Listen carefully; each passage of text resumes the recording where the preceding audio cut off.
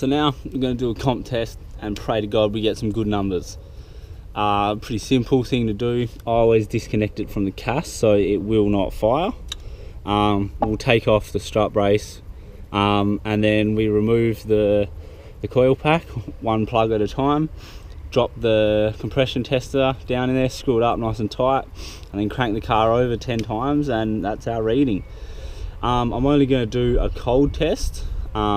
Basically it's still going to give an indicator of whether this motor is going to last me a while or whether it's going to die. So yeah, let's get into it.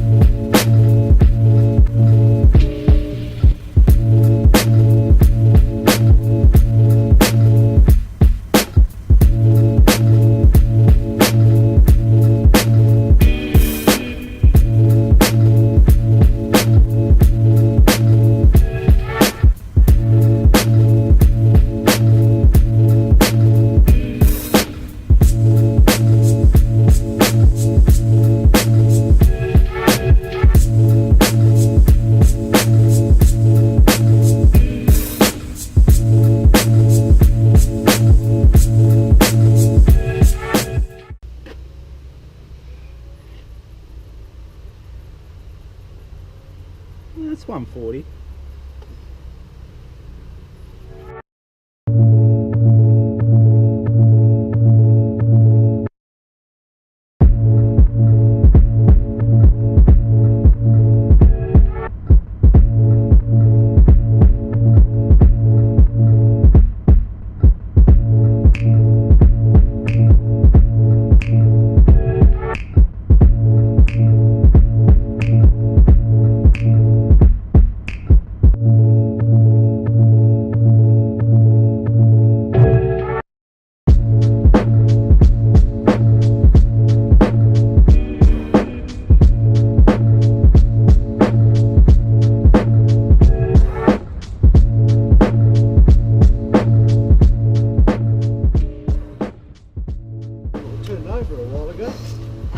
Yeah, it shouldn't have fucking turned over. What? It shouldn't have turned over. I'm doing a fucking compression test on it.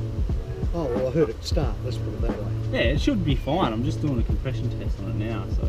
So you're going to drift this thing, are you? Yeah. Fucking oath. Oh. As long as it's okay, I guess. So you've changed all the subframe now? Yeah, one fucking part fucked up, so. What was Jules helping you with getting the engine back in? That was Jake. Oh, Jake, was it? I was just helping with the subframe because it's all been modified for drifting, so. Oh, okay.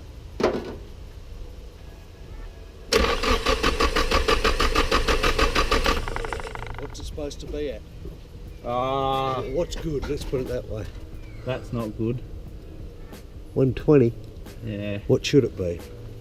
Well, the first one was 140. I'll do it again. Just see if you got a dud reading. No, that's your weak one, 120. Something's funny's going on in that cylinder as well. How many have you tested so far? The first two. Oh, I'll be interested to see what the other ones look like.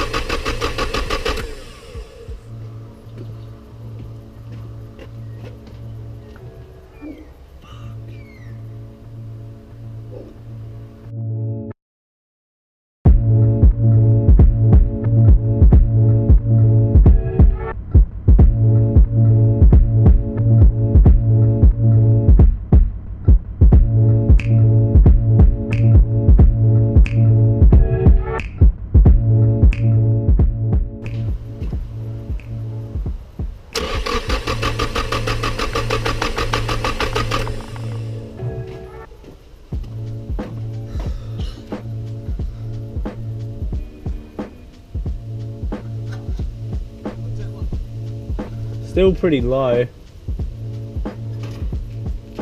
What's the normal range? I think it's just within normal range, but it's showing signs of being very tired. Yep.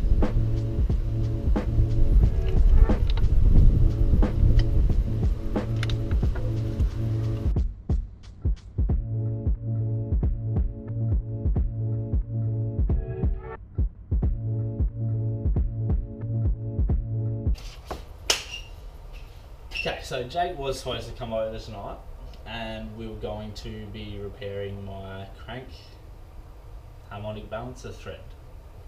Now, something I'll talk about later, or before, not quite sure yet. But he forgot the tap and the die at work, so I'm going to be playing around with making up some driving lights. Now, the headlights have stopped working. Haven't really checked why they stopped working, but you turn them on and they're not working, so they're pretty much fucked. And I've got some pretty cool ideas about what I want to do with the car after Matsuri, if I don't destroy it. And one of that actually involves two of these little driving lights here. So Matsuri has night drifting, which I definitely want to do. So instead of trying to fix the headlights, which I don't really want to use in the future anyway, you'll see if I ever get around to doing it, I'm going to wire up these lights so that I can actually drive around at night. Now it's pretty simple. I haven't really done a lot of this wiring stuff. I usually leave that to everyone else because I don't want to deal with it. So this is pretty simple. A lot of you are probably going to laugh, but I'm actually hell excited to do this. Now, walked into the store, they had a couple of kits that were hell expensive. Didn't want to do that, and I thought, fuck it, I'll just give it a shot, wiring it all up myself from scratch, which is something I've never done. And it's actually pretty exciting, even though it's super basic. So just quickly going to run you through what I'm going to be doing. Okay, so we've got two lights, got connectors here. Yep, I know, they could be better. Basically, if I ever rip the front bar off or in some accident, I want these to not be fixed. Hopefully they'll pull off and maybe possibly save the lights. So we got some of this twin wire here, which is nicely sheathed up. Put that. Actually, I'm going to need more of these, aren't I? Yes, here's what I prepared earlier. Yeah, put that on there. And then we're going to splice this second one into it. This wire then going to come to my relay, which is then going to shoot off the power. Got a nice little fuse holder here. And we're going to run this red power wire to the battery. We're also going to run a ground, nice simple grounding. We're going to run then another separate wire straight to this missile switch, which is going to be basically on off. Now, mate Josh Davey did the wiring on my S14 and he's rubbed off on me, so I'm not going to be twisting and taping this stuff. I'm going to be soldering it up nicely. And then we're going to be heat shrinking everything because that's like the professional cool thing to do nowadays, that shit isn't done dodgy.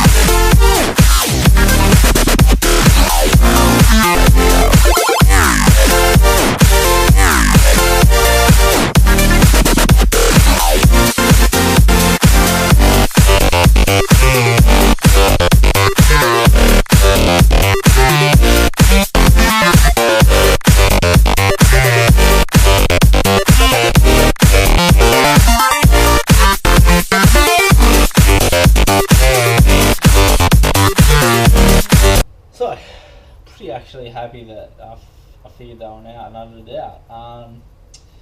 As you can tell, my wiring skills still have a lot to be determined.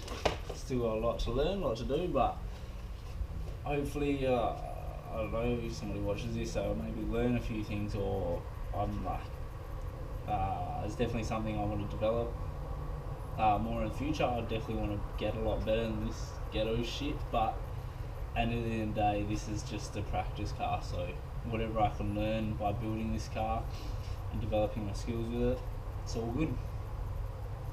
So yeah, now it's just time to neaten it all up and put it in the car tomorrow. Okay, so I just want to run through real quick what I've done, because I let my OCD basically take over and then try to neaten it up the best way I could. So we've got ground, probably should have heat shrink that. That's going to be tied off in the cabin. Taped all this up, can't even tell there's a huge fucking mess under there. This all nice and neatly taped up.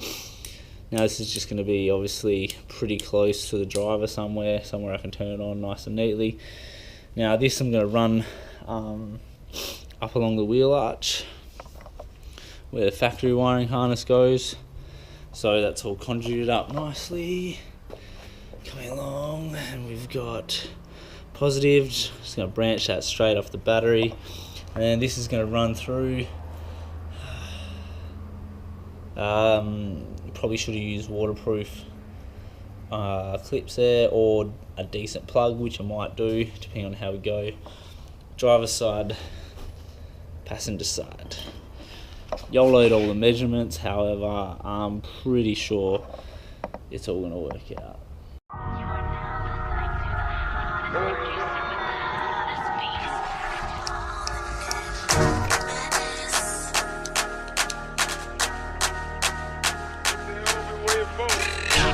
I guess so. They wait for this shit for